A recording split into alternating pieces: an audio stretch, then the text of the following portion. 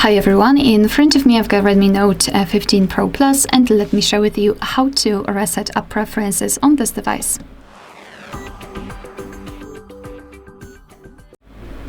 So let's start with opening the settings, and here we need to scroll down and find apps. Let's tap. Then let's tap on the three dots icon in the right upper corner and go to other settings. Here, let's tap on Reset App Preferences, and as you can see, your device will inform you what it will actually do. So it will reset the preferences for disabled app notifications and background data restrictions for apps, of course, among others. What's more, no worries, you won't lose any app data, so just tap on Reset Apps, and basically, this is it.